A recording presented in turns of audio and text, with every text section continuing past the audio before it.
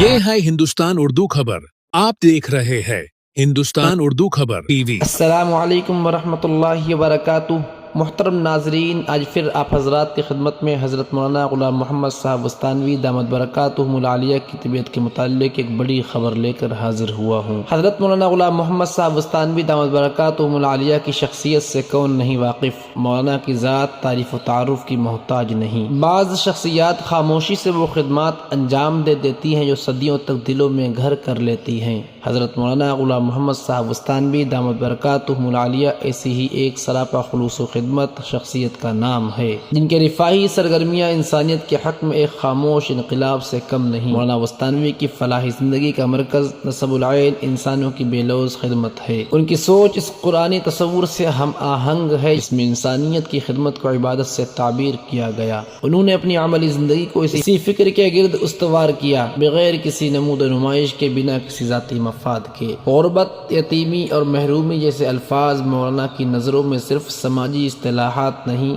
बल्कि एक अमली पुकार हैं। यही वजह है कि उन्होंने अपने इदारे जामिया इशाअतुल उलूम मक्कल कुआं के ज़ेर साया एक ऐसा फलाही निज़ाम तरतीब दिया जिसमें यतीमों की किफ़ालत, बेवाओं की इमदाद, बीमारों का इलाज और मोहताजों की दस्तगीरी निहायत मुनज़्ज़म अंदाज में अंजाम पाती है। मगर अफसोस, आज हज़रत मौलाना ग़ुलाम मोहम्मद साहब वस्तानवी दामद बरकातुहुमुल आलिया ज़ेर इलाज हैं। हज़रत मौलाना की तबीयत इन दिनों निहायत नासाज है। अल्लाह ताला रहम व करम का मामला फरमाए। हज़रत मौलाना ग़ुलाम मोहम्मद साहब वस्तानवी दामद बरकातुहुमुल आलिया को शिफाए कामिला आजिला दाइमा मुस्तमिर्रा अता फरमाए। कम वक्त में दौरे हाजिर की ताज़ा तरीन खबरों को सुनने के लिए जुड़े रहिए हिंदुस्तान उर्दू खबर के साथ। शुक्रिया, जज़ाकुमुल्लाह। अस्सलामु अलैकुम वरहमतुल्लाह।